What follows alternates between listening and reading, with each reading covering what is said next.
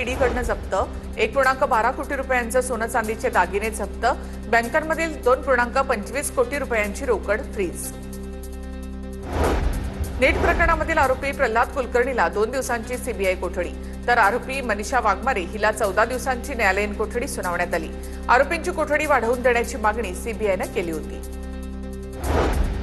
नीट पेपरफुटी प्रकरणामध्ये आरोपी मनीषा हवालदारला 6 दिवसांची सीबीआय कोठडी, दिल्लीमधील विशेष सीबीआय कोर्टाने सुनावली कोठडी. एनटीएमधील आणखी एक तज्ज्ञ आता सीबीआयच्या रडारवर. मनीषा हवालदारने पेपरफुटी प्रकरणामध्ये कबुली दिल्यानंतर तपासामध्ये बाबी समोर. रसायनशास्त्राचा तज्ज्ञ हा रडारवर आहे. चौकशी करून ताब्यात घेतलं जाण्याची शक्यता आहे. सीबीआयकडनं अनेक तज्ज्ञांचे मोबाईल आणि लॅपटॉपमधील डेटा तपासण्याचं काम सुरू. नीट परीक्षेमध्ये ज्यांनी मिठाचा खडा टाकला त्यांनी विद्यार्थ्यांसोबत प्रचंड मोठा अन्याय केला. नीट पेपरफुटीवर मुख्यमंत्र्यांची प्रतिक्रिया. केंद्रीय तपास यंत्रणांनी नीट पेपरफुटीची पाळंमुळं शोधली आहेत, कुणालाही सोडलं जाणार नाही, मुख्यमंत्र्यांची प्रतिक्रिया. नीट परीक्षेनंतर नोट्स आणि इतर कागदपत्र रद्दीमध्ये विकल्याचा प्रकार समोर. लातूरमध्ये सीबीआयकडनं 2 डॉक्टरांची चौकशी. दोन्ही डॉक्टरांनी नोट्स आणि कागदपत्र रद्दीमध्ये विकल्याचं सांगितलं. सीबीआयने काही रद्दी विक्रेत्यांची देखील चौकशी केल्याची माहिती.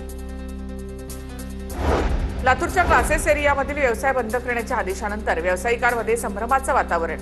काहींनी व्यवसाय बंद केले असून काही जण व्यवसाय इतर ठिकाणी स्थलांतरित करण्यास सुरुवात केली आहे. नीट पेपरफुटी प्रकरणामध्ये टेलिग्रामवर शेकडो विद्यार्थ्यांची फसवणूक झाल्याचे आरोप. ग्रुप बनवून 500 रुपयांमध्ये ग्रुपमध्ये प्रवेश दिला. पालकांचा विश्वास संपादन करून गुन्हेगारांनी नीटचा पेपर देऊ असं म्हणत 60,000चं टोकन दिल्याचा आरोप आहे. ठाण्यामध्ये कोकरोच जनता पार्टीच्या समर्थनार्थ पवारांच्या राष्ट्रवादीने आंदोलन केलं. सरकार विरोधामध्ये या आंदोलनामध्ये घोषणाबाजी करण्यात आली आहे. छत्रपती संभाजीनगरमध्ये शिवसेनेचे उपजिल्हाध्यक्ष अंबादास मस्केंवर हल्ला. बाबा पेट्रोल पंप चौकामध्ये चाकून वार करत जीव घेणा हल्ला. सराईत गुन्हेगार राम बोडखेच्या विरोधात गुन्हा दाखल.